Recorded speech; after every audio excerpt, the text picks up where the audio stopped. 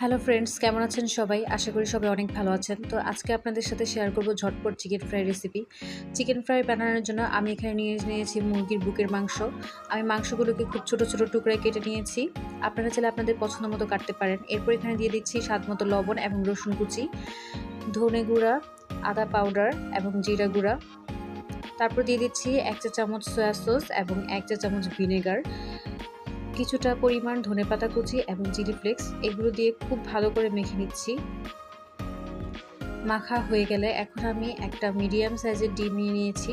ডিমটাকে ভালো করে ফেটিয়ে তেল এবং এর সাথে 1 টেবিল চামচ কর্নফ্লাওয়ার দিয়ে আবারও মুরগির সাথে ভালো করে মেখে নিচ্ছি। মেখে নেওয়া হয়ে গেলে আমরা এটাকে রেস্টে রেখে দেবো 10 থেকে 15 মিনিট। আপনাদের হাতে যদি সময় কম থাকে আপনারা এটার সাথে সাথে ভেজেও খেতে পারেন বা 10 মিনিট রেস্টে রেখেও খেতে পারেন। এবার একে একে সবগুলি মুরগির মাংস ব্রেড ক্রাম্বের মধ্যে কোটিং করে নিচ্ছি। তো এই নাস্তাটা বানাতে খুব বেশি সময় লাগে না। এটা খুব তাড়াতাড়ি বানিয়ে আপনারা আপনার বাচ্চাদের টিফিনেও দিয়ে দিতে পারেন। এটা খুবই হেলদি এবং টেস্টি। আমার মুরগির মাংসগুলো ব্রেড ক্রাম্বে কোটিং করার পর একটা ফ্রাই প্যানে কিছুটা পরিমাণ তেল নিয়ে আস্তে আস্তে করে মুরগির মাংসগুলোকে ভেজে নিচ্ছি। মুরগির মাংসগুলো একদম মিডিয়াম আঁচে ভাজবেন।